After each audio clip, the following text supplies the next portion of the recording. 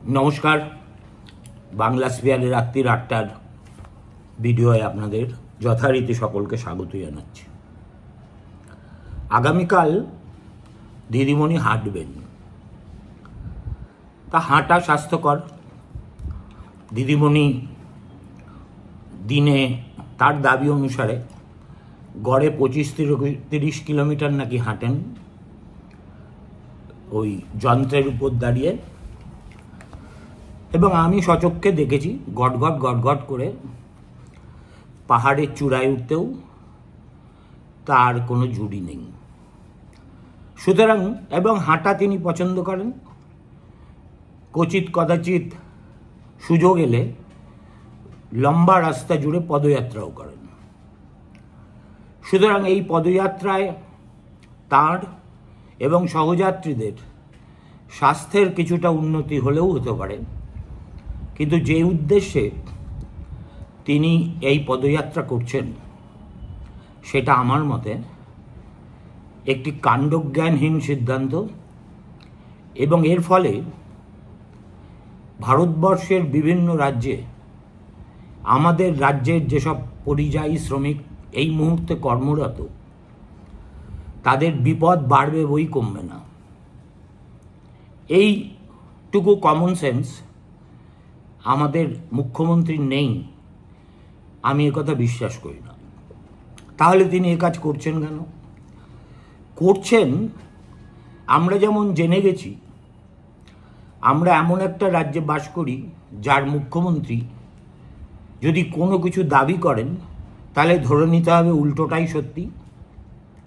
আর এখন থেকে 2026-এর বিধানসভা ভোট পর্যন্ত লক্ষ্য করে দেখবেন, মমতা বন্দ্যোপাধ্যায় যা যা সিদ্ধান্ত নেবেন সবই হচ্ছে ফের চতুর্থবারের জন্য নবান্নে ফেরত আসার অভিপ্রায় নিয়ে।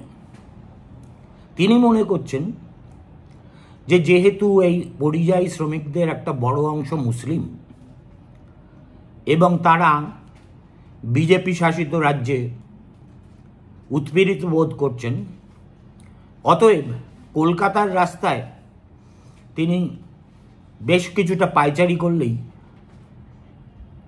এই গ্রামে থাকা গরিব গুরুবতস্য গরিব মুসলিমদের সমর্থন একেবারে পুষ্পবৃষ্টির মতো তাঁর উপরে ঝরে পড়বে। কি আর বলবো বলুন, আশায় বাঁচে চাষা, আমি তার মধ্যে যাচ্ছি না। আমি আজকে আপনাদের এই যে পরিযায়ী শ্রমিকের ব্যাপারটা, এটার একটু গভীরে ঢুকে বিষয়টা নিয়ে আলোচনা করতে চাই। হয়তো আজ সবটা বলে উঠতে পারবো না, সেক্ষেত্রে আগামীকাল আবার আমাকে একই বিষয় নিয়ে ভিডিও করতে হবে। দেখুন, পশ্চিমবঙ্গ থেকে ঠিক কতজন পরিযায়ী শ্রমিক দেশের অন্যান্য রাজ্যে যান তার সঠিক হিসেব কেউ দিতে পারে না। রাজ্য সরকার যে পোর্টাল খুলেছেন তাদের রেজিস্ট্রেশনের জন্য, তার মধ্যে 22 লক্ষ শ্রমিক স্বেচ্ছায় ওই পোর্টালে নিজেদের নাম রেজিস্টার করেছেন। কিন্তু এই 22 লাখের অনেক উপরে সংখ্যাটা, এবং এখন দেখছি ঠেলায় পড়ে তৃণমূল নেতাদের কেউ কেউ বলছেন 50 লক্ষ। এদের লজ্জাও নেই, শরমও নেই। আমার রাজ্যের 50 লক্ষ মানুষ সামান্য রুটি রোজগারের জন্য দলে দলে রাজ্য ছাড়া হচ্ছেন, আর সেই সংখ্যাটাকে কলঙ্কের সংখ্যা হিসেবে না ভেবে গৌরবের সংখ্যা হিসেবে ভাবতে অভ্যস্ত আমাদের তৃণমূল কংগ্রেস। সে যাই হোক, আপনাদের একটা প্রেক্ষাপট প্রাথমিকভাবে আমি আজকে দেব, তারপর কালকে থেকে কেস টু কেস জিনিসটাকে ব্যাখ্যা করার চেষ্টা করব। প্রথম কথা, পশ্চিমবঙ্গের যে জেলাগুলি থেকে পরিযায়ী শ্রমিকরা যান তাদের মধ্যে সর্বপ্রথম হচ্ছে মুর্শিদাবাদ। এক মুর্শিদাবাদ থেকেই 12 লাখ শ্রমিক বাইরে যান। তারপরে আছে মালদা, সেখান থেকে 10 লক্ষ। তারপরে আছে উত্তর দিনাজপুর, 8,50,000। তারপরে আছে দক্ষিণ দিনাজপুর, 4 লক্ষ। কুচবিহার 2.5 লাখ। জলপাইগুড়ি 2,20,000। এই যে এগুলো যদি আপনি যোগ করেন 12 আর 10-এ 22, তো প্রথম দুটোতেই হয়ে গেল, তাহলে এর থেকে একটা লার্জার ছবি কিন্তু বেরিয়ে আসে। সেটা হলো ভাগীরথীর ওপারে পশ্চিমবঙ্গের গ্রামোন্নয়ন এমন রেকর্ড হারে বেড়েছে যে সেখানকার মুসলিমরা ঘর ছেড়ে দেশান্তরী হতে বাধ্য হচ্ছেন। এই যে মাঝে মাঝে উত্তরবঙ্গ বিচ্ছিন্ন করার দাবি ওঠে ইত্যাদি ইত্যাদি, কেউ সেটা সমর্থন করে না, কিন্তু এটা এই ফিগার থেকেও পরিষ্কার হয়ে যায় যে উত্তরবঙ্গে উন্নয়নের চেহারাটা সত্যি কি। এবং কাকতালীয়ভাবে এই জেলাগুলি থেকে যারা পরিযায়ী শ্রমিকের কাজ করতে যান তাদের বেশিরভাগই হচ্ছেন মুসলিম। এরপরে দক্ষিণবঙ্গতে কি সিন, বীরভূম থেকে যায় 7 লক্ষ, নদিয়া থেকে যায় 5 লক্ষ, পূর্ব মেদিনীপুর থেকে 4.5 লাখ, পশ্চিম মেদিনীপুর থেকে 3 লাখ। আবার এটা স্পাইক করছে, দক্ষিণ 24 পরগনায় 8 লাখ, উত্তর 24 পরগনায় 7,50,000। এছাড়া আছে বাঁকুড়া, সেখানে 3,50,000, পুরুলিয়া 3 লক্ষ। এই যে দেখুন, এই যে বাঁকুড়া পুরুলিয়া থেকে যারা যায়, বাঁকুড়া পুরুলিয়ায় তো মুসলিমদের সংখ্যা খুব বেশি নয়। বাঁকুড়া পুরুলিয়া থেকে যারা পরিযায়ী শ্রমিক হয়ে যায় বাইরে, তাদের একটা অংশ হচ্ছে সাঁওতাল এবং বিবিধ আমাদের পশ্চিমবঙ্গে যে বিবিধ উপজাতি আছে তাদের প্রতিনিধিরা। আর এর মধ্যে যে ইতিউতি হিন্দুও কয়েকজন নেই তা কিন্তু নয়। কিন্তু একটা কথা আমি অকপটে স্বীকার করতে বাধ্য, যে আমাদের মুসলিম সমাজ যতটা সাহসী এবং এক কথায় বাইরে যেতে প্রস্তুত থাকে, আমাদের হিন্দুরা না খেয়ে পেতে পেয়ে মারা যাবে, প্রয়োজনে একবেলা খাবে, তবু গতর খাটিয়ে অন্যত্র কোথাও কাজের সন্ধানে যাবে না। এটা কেন হয় আমি জানি না, কিন্তু হয়। রবি ঠাকুর বলেছিলেন, শীর্ণ শান্ত প্রভু তব পুত্রদের ধরি, যাও তবে গৃহ ছাড়া লক্ষ্মী ছাড়া করি।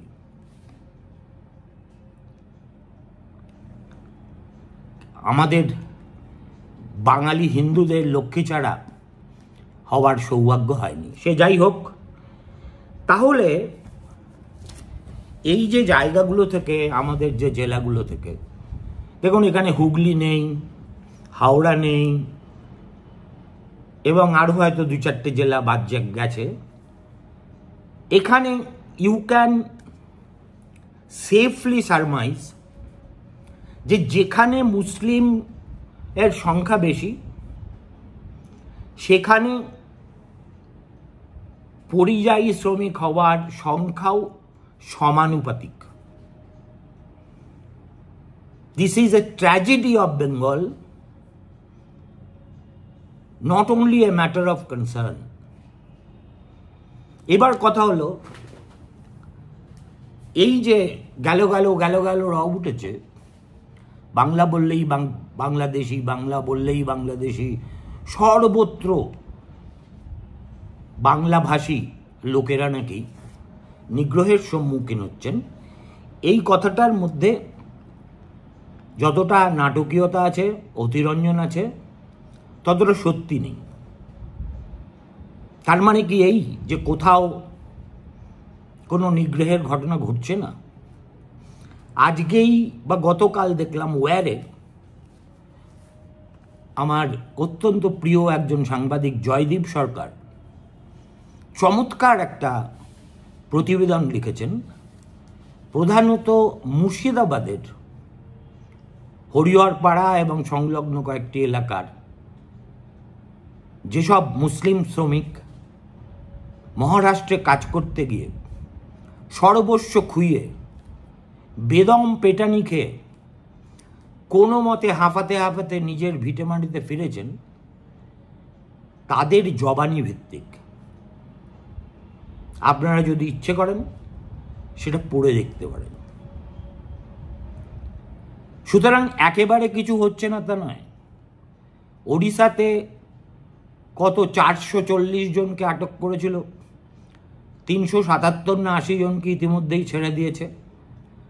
বাকিদের ডকুমেন্ট এসব যাচাই করা হচ্ছে। সে তো গেল। নিগ্রহের প্রশ্নে কোন রাজ্য কতটা এগিয়ে আছে সেই কথায় আমি পরে আসছি।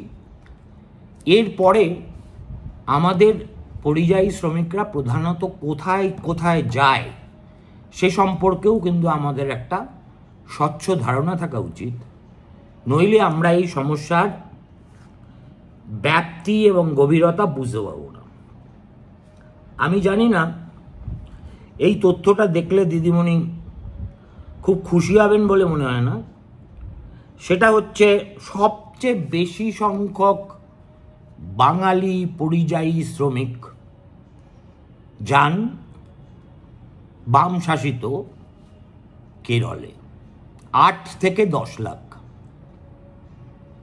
সংখ্যাটা চারটিখানির কথা নয় কিন্তু। কি জন্যে যান? কনস্ট্রাকশনের কাজে যান, সাফাই ধোলাইয়ের কাজে যান, এরপরে যান তামিলনাড়ুতে 4 থেকে 5 লাখ, তারপর Delhi NCR national capital reason 3 থেকে 4 লাখ, মহারাষ্ট্রেও তাই 3 থেকে 4 লাখ, ওড়িশায় 2-3 লাখ, পাঞ্জাব হরিয়ানায় 2 লাখ, গুজরাটে 1-2 লাখ, অন্ধ্র তেলেঙ্গানা মিলিয়ে 4-5 লাখ। এবার এই রাজ্যগুলো কারা শাসন করছেন একবার চোখ বুলিয়ে দেখা যাক। কেরল বামেদের, তামিলনাড়ু দিদিমণির খুব ঘনিষ্ঠ মহামতি স্টালিনের, মহারাষ্ট্রে একটা হজপজ সরকার চলছে, কবে পড়ে যাবে তার কোনো ঠিক নেই। ওড়িশা অফকোর্স এই মুহূর্তে বিজেপি শাসিত, এবং নবীন পটনায়ক যতদিন ছিলেন বাঙালি পরিযায়ী শ্রমিকদের হেনস্থা হতে হয়নি, যেটা এই বিজেপি ক্ষমতায় আসার পর দেখছি। সুতরাং দেখুন, বিজেপির মুসলিম বিদ্বেষ কোনো নতুন কথা নয়। তারা যেখানে চান্স পাবে সেখানেই মুসলিমদের হেনস্থা করার চেষ্টা করবে। গোটা ভারতবর্ষের একই চিত্র। সুতরাং বিজেপি ধোয়া তুলসী পাতা, বিজেপি এ কাজ করে না, এই ধরনের স্তোক বাক্য দিতে আমি বসিনি। আলবাত করে, কিন্তু আপনি যদি একটা সমস্যা যেটা তিল আকারে আছে সেটাকে বিরাট করে তাল বানিয়ে দেন, তাহলে কিন্তু তার সামাজিক অনুরণনটা কি হতে পারে সেটা ভেবে দেখবেন। এর দ্বিবিধ প্রতিক্রিয়া হবে। একটা হচ্ছে এইসব জেলা থেকে যারা পরিযায়ী শ্রমিক হয়ে গেছেন তাদের বাড়ির লোক আতঙ্কে পড়ে যাবেন। অন্যদিকে দিদিমণির এই তথাকথিত প্রতিবাদ দেখে সবাই যে দিদিমণির খুব বন্ধু ভারতীয় রাজনীতিতে তা তো নয়, ইনফ্যাক্ট কেউই নয়। মমতা যেমন রাজ্যের ভিতরে মধ্যবিত্ত শিক্ষিত সম্প্রদায়ের থেকে নিজেকে সম্পূর্ণ এলিয়েনেট করতে সফল হয়েছেন, একইভাবে কবি খুশি কবি গম করে তার যে ইন্ডিয়া জোটের বৈঠকে যোগদান, সেটাকেও কেউ সিরিয়াসলি নেয় না। তারপরে এই যে ছবিটা আমরা দেখছি তার মধ্যে অন্ধ্র চন্দ্রবাবু নাইডু, তেলেঙ্গানা কংগ্রেস, পাঞ্জাব আপ আর তামিলনাড়ু কেরল, এই 5টা রাজ্যেই অবিজেপি সরকার। তামিলনাড়ু থেকে প্রচুর কমপ্লেন আসছে। আর বিজেপি শাসিত কি দিল্লি, এনসিআর, মহারাষ্ট্র, ওড়িশা, গুজরাট, এদের সর্বমোট সংখ্যা কত? 5 আর 4 9 আর 3 12 আর 2 13 লাখ সব মিলিয়ে। আর এরা সবাই কি একই রকম নিগ্রহের মুখে পড়ছেন? একেবারেই না। এই যে মাইগ্রেশন, এই মাইগ্রেশনটা দু ধরনের মাইগ্রেশন হয়। একটা সিজনাল, ধরুন পাঞ্জাবে যেমন যখন ফসল ওঠে তখন ওখানকার কুলাক জমিদারদের সস্তায় শ্রমের প্রয়োজন হয়, তখন বিহারিরাও অনেকে যান, বাঙালিরাও যান। নইলে অফ অল প্লেসেস পাঞ্জাবে 1 থেকে 2 লাখ বঙ্গ সন্তান যাবেন কেন? একটা হচ্ছে সিজনাল, আরেকটা হচ্ছে পার্মানেন্ট। পার্মানেন্ট বলতে যারা ভিটে মাটির সঙ্গে সঙ্গে স্ত্রী, পুত্র, কন্যা, বাবা, মা সবাইকে ছেড়ে একটা লং টার্মের প্ল্যান নিয়ে দেশান্তরী হন এবং প্রতি মাসে নিয়ম করে সংসার চালানোর টাকাটি পাঠিয়ে দেন, তা সে নিজের যত কষ্টই হোক না কেন। এই রেমিটেন্স কিন্তু এসেনশিয়ালি ইজ ইন্টারনাল রেমিটেন্স, অর্থাৎ দেশের এক জায়গা থেকে আরেক জায়গায় আসে, গোটাটাই ভারতীয় মুদ্রায় হয়। বেঙ্গল কিন্তু কেরল নয়। এই যে পশ্চিম এশিয়ায় বসবাসকারী যে বিরাট মালায়ালি সমাজ আছে, তারা যে পরিমাণ টাকা কেরলে পাঠায়, ওইটুকু রাজ্য তার সমতুল্য কোনো রাজ্য ভারতবর্ষে নেই। আমাদের ছেলেমেয়েরা কি যায় না? পশ্চিম এশিয়ায় যায়, কিন্তু বাংলাদেশ থেকে যত যায় পশ্চিমবঙ্গ থেকে তার 1% যায় না। আর মালায়ালিরা তো দুবাই টুবাইয়ে অলমোস্ট শেখেদের পরেই। ওই যে লুলু নাকি কলকাতায় আসবে বলে অনেক কথা শুনেছিলাম, লুলু হুলু হয়ে ফিরে গেছে। এই হচ্ছে বেসিক্যালি তফাৎ আমাদের সঙ্গে বাকিদের। এখন এই যে আরেকটা হচ্ছে সার্কুলার, অর্থাৎ 6 মাস কাজ করব বাইরে, 6 মাস দেশে থাকব, বাড়িতে থাকব। এদের মধ্যে সবচেয়ে বেশি সংখ্যক যায় তামিলনাড়ুতে এবং কেরলে, মানে দক্ষিণমুখী। মাইগ্রেশনের হাওয়া একেবারে দক্ষিণমুখী। আর হচ্ছে পার্মানেন্ট বা লং টার্ম, এখানে প্রধানত মহারাষ্ট্র আছে, দিল্লি আছে, মুম্বাই আছে, সুরাট আছে। এখানে অনেক পরিযায়ী বাঙালি শ্রমিকের দেখা আপনি পাবেন, যারা সপরিবারে যে যার গাঁয়ের বাড়ি ছেড়ে সেখানে থিতু হয়েছে। তারপরে 3 ধরনের মাইগ্রেশন হয়, একটা সিজনাল, একটা সার্কুলার, আর একটা পার্মানেন্ট। এবং এই স্রোত কোথায় কোথায় যায় সেটাও আপনাদের ব্যাখ্যা করলাম। এবার এই পরিপ্রেক্ষিতে দেখতে হবে যে আমাদের লোকজন কোথায় কোথায় সবচেয়ে বেশি হ্যারাসড হচ্ছে। এখন হ্যারাসমেন্টের তো অনেক রকম আছে। এই মুহূর্তে নিগ্রহকারী রাজ্যগুলোর মধ্যে শীর্ষস্থানে আছে ওড়িশা। তারপরে দিল্লি কেন আছে না, দিল্লিতে একটি কলোনি, জয় হিন্দ কলোনি, যেখানে প্রায় 5-7 হাজার বাঙালি পরিযায়ী শ্রমিক বাস করে এবং অনেক দিন ধরে বাস করছে, তারা বেজায় ফাঁপড়ে পড়েছে। সেটা কি, আমি একেবারে স্পেসিফিক জয় হিন্দ কলোনি নিয়ে কালকে একটা ভিডিও করব। এরপরে আছে আসাম, সবচেয়ে ভিশাস, সবচেয়ে পয়জনাস, অ্যান্টি বেঙ্গলি অ্যাটিচিউড যদি কারোর থেকে থাকে তাহলে তার নাম হেমন্ত বিশ্ব শর্মা।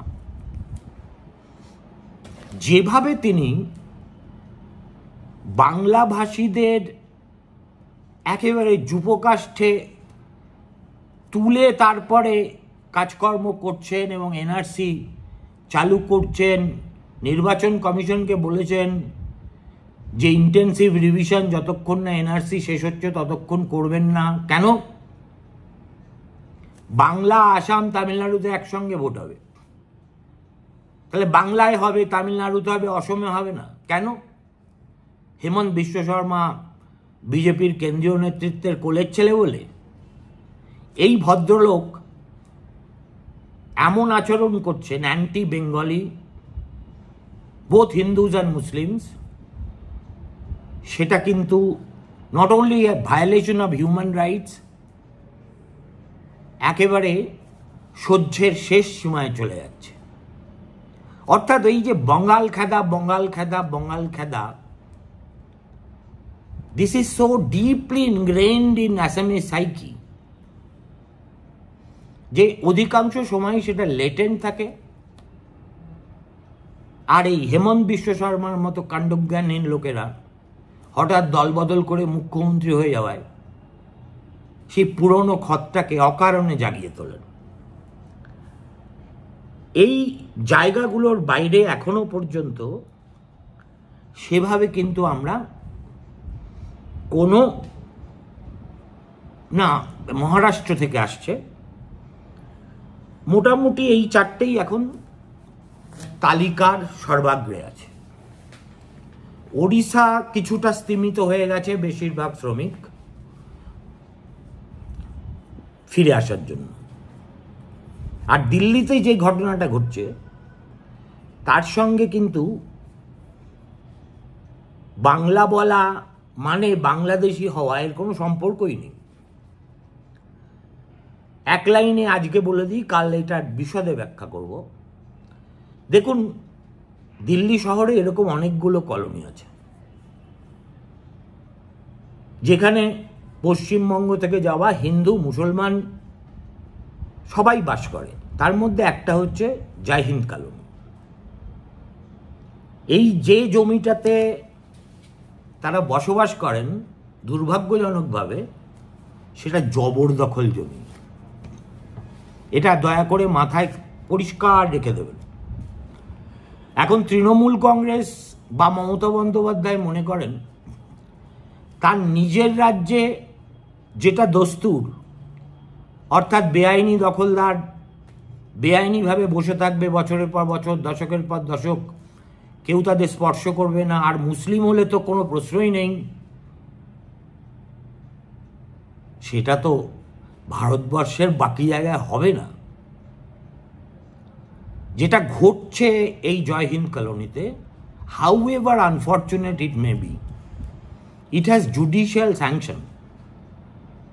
পাতিয়ালা কোর্ট পরিষ্কার বলে দিয়েছে।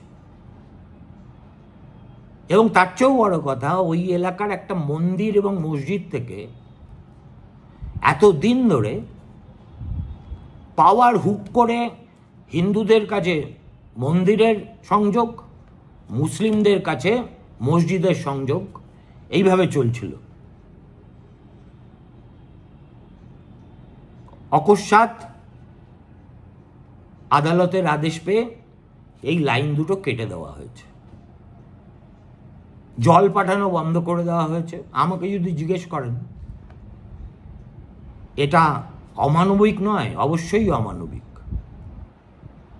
এতজন মানুষের এই রকম দুরবস্থা সৃষ্টি করে যারা আনন্দ পায় তারা নরাধমের চাইতেও নরাধম। কিন্তু প্রশ্নটা সাময়িক অস্বস্তি হওয়ার নয়, প্রশ্নটা আইনের শাসন থাকবে না থাকবে না। আমরা এ রাজ্যে আইনের শাসন এই কথাটা বলি না।